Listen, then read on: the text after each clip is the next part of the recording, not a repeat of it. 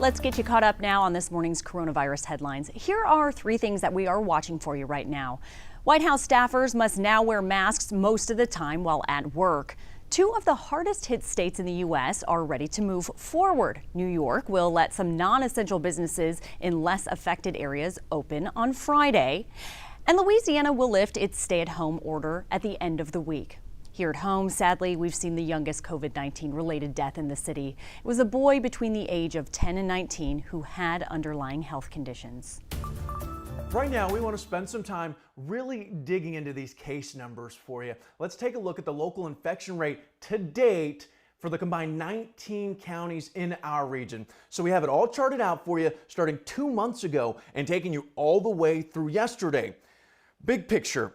Yes, we are on a downward trend. Case numbers have lowered, but they're still very much in flux. But Sunday's dip, that caught our attention. Numbers dropped to 107 when they had been hovering closer to 300 cases per day. Yesterday, we rose again to 344. So what happened Sunday? Well, the Houston Health Department didn't report numbers Sunday. Instead, they released a combined total for Sunday and yesterday, and that bumped the numbers back to where they had been holding really for the past week. And it's reasons like this why we feel it is just so important to explain the numbers so that way you get the most accurate, concise, clear picture of the actual situation that's going on. Xavier, thank you. Well, locally, many of the cases are impacting senior living facilities, and across the state, we've seen hundreds of deaths in nursing homes. Now, Governor Abbott has a new order to protect those communities. Janelle Fort explains.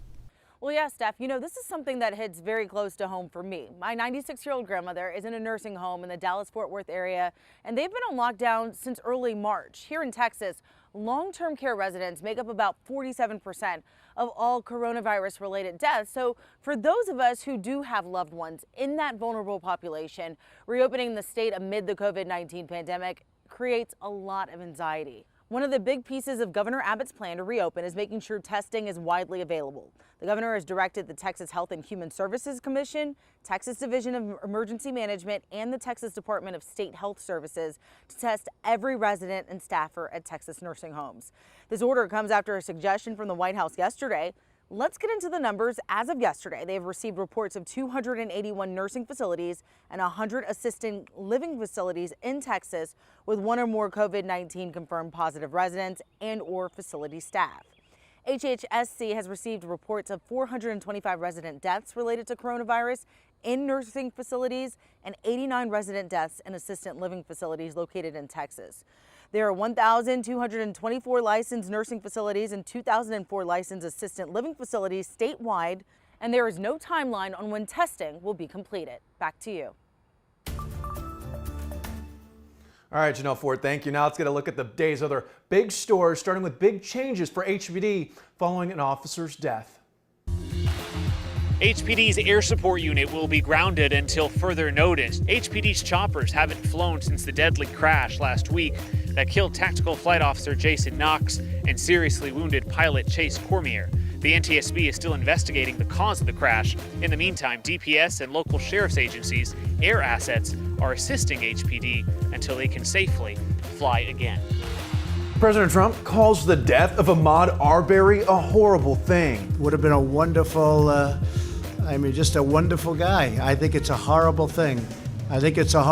Arbery was shot and killed while running through a neighborhood in February. The suspects were arrested last week. Georgia's Attorney General has appointed a new prosecutor in the case. Despite a legal battle, the company behind a Houston to Dallas bullet train says they're more on track than ever. A new court ruling says Texas Central can operate like a railroad, taking private land under eminent domain laws. Construction hasn't started yet. Houston City Council member Letitia Plummer has tested positive for the coronavirus. She's now recovering at home, but says her symptoms are different, more like a stomach bug than respiratory issues. I feel like a AT-wheeler hit me. Ready for summer, Typhoon Texas is hiring for its summer season. The water park's president says he plans to open and operate between 25 and 50% capacity. The park is still working on added safety measures. And those are the big stories on this Tuesday morning. There are a lot of studies right now on the sunlight's impact on the coronavirus, and scientists now want to bring those UV rays inside. Stephanie Whitfield connects the dots. As businesses try to figure out how to reopen safely, a decades-old technology could help them kill the coronavirus in buildings. Ultraviolet light. Let's connect the dots. The name is a mouthful. Upper room ultraviolet germicidal irradiation. But the idea is pretty simple. Using the power of sunlight inside to kill germs. Sunlight naturally disinfects, and the UV spectrum of sunlight is very good at knocking out airborne pathogens. Right now, portable ultraviolet units are already in use to disinfect places like hospital rooms and subway cars. But those are only used when those spaces are unoccupied. Scientists want to mount these on ceilings, using fans to draw air upwards, so anything floating around can get zapped. But there are some roadblocks.